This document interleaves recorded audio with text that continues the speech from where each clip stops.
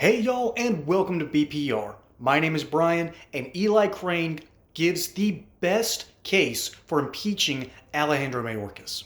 As a matter of fact, if they were in this room right now, the heads of these cartels, you know what they'd tell us? They'd say, hey, re-elect these guys again. And by all means, keep that guy right in his seat because he's our MVP. He's making it so easy for us to smuggle drugs, smuggle people, get gangs into this country, distract our Border Patrol agents, and at the same time, destroy the U.S. economy. So you're not doing a good job, sir, and that is why right here, you see that, sir? You see that one on your left? That resolution? Those are articles of impeachment that Andy Biggs, Congressman Andy Biggs, and several of us supported. Now, I've never met you before in my life. You and I have no personal beef. There's no animosity as far personally. The reason that I agreed to sign on to these articles of impeachment with my colleague and others is because of the dereliction of duty. You know, I've got graphs up here too. You can see these graphs showing what it was like at the border before you got into office and what it's like now. Here's the sad thing, sir. These aren't just graphs. They're not just numbers that have been thrown at you today. They're American families. And I'm so glad that my colleague made you or asked you to get up, turn around, and face one of them. I'm glad that you had to look at something that wasn't just a data point or a graph, but you actually had to look at a family because there's tens of thousands of them. Tens of thousands.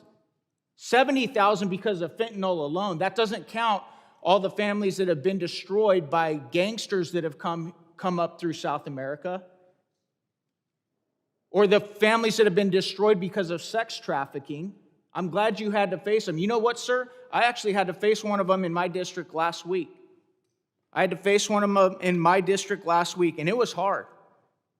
This woman was choking back tears, asking me, Congressman Crane, what are you going to do? My daughter was killed. My beautiful daughter was killed because of fentanyl. And I said, you know what? We've drafted articles of impeachment to remove Secretary Mayorkas for his dereliction of duty. You know, it's interesting, sir, because Mr. Higgins, one of my colleagues up here, noticed your smugness. I noticed it too. And you know, for somebody that has a history of working in border security like yourself and knowing, and my colleague right here, Mr. Breachin, he just pointed out that you worked for administrations where they were actually building walls. But you know what? Me and this gentleman right here went on a helicopter tour down in Texas where we flew around the border, and guess what we saw? Piles of steel just stacked up on the ground, like he said, of a wall that the American taxpayers have already paid for. And because of your dereliction of duty, and because of this president and this administration, we continue to have drugs, gang members, sex trafficking pouring into this country. And you sit there with a smug look on your face. Wow. And let's actually start off with that last point. Eli Crane is absolutely right. The issue that Republicans have about illegal immigration is not the fact that we have a whole bunch of people coming into the country and we don't know why. It's not the people themselves. It's the fact that our infrastructure can't hold it. Our cities are being inundated. Resources are being withheld from American citizens because of this. And furthermore, the cartels are out of control. And let's keep working backwards here for a little bit. The cartels are out of control. They traffic people across the border, sometimes children, for sex trafficking. This happens. This exists. And it got way worse under Biden's watch. Their rhetoric has had terrifying consequences for the American people. And back to the cartel point, it's so bad that the New York Times had to admit that, yeah, there's a child worker problem, and it's basically slavery. That's what it essentially is.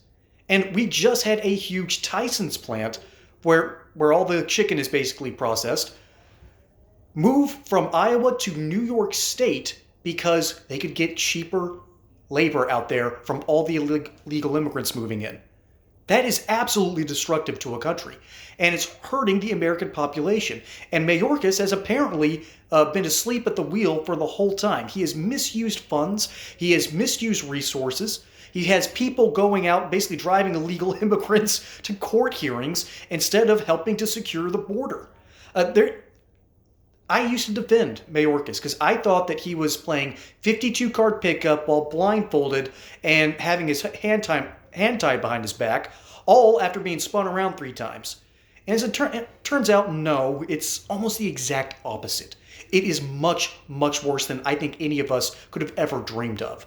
And that's why there are articles of impeachment. That's why Eli Crane was holding up, or at least pointing out, the fact that they had a huge stack of papers for his impeachment. Just a whole list of reasons. And this is probably the best argument I've ever heard for it. But Alejandro Mayorkas, I used to defend him because of something that got brought up in this video. Mayorkas was called out months ago, maybe about a year ago. And his face fell. He stopped being a smug pain in everyone's rear end. And he actually got up after being called out and apologized to a family whom his policies had basically left them without their children. And he apologized directly to their face. So I thought he was, at least had his soul, that he was an honorable man. That's why I thought that he was playing a game blindfolded. He was playing 52-card pickup, blindfolded, spun around, and with one hand tied behind his back. And no, it turns out it's much, much worse. It's absolutely horrific what's going on at the border.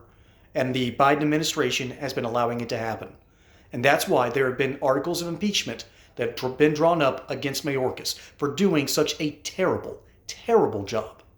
Folks, my name is Brian. Hope you enjoyed that segment here on BPR. Catch you on the next one. Don't forget to like and subscribe. And until then, y'all have a good one.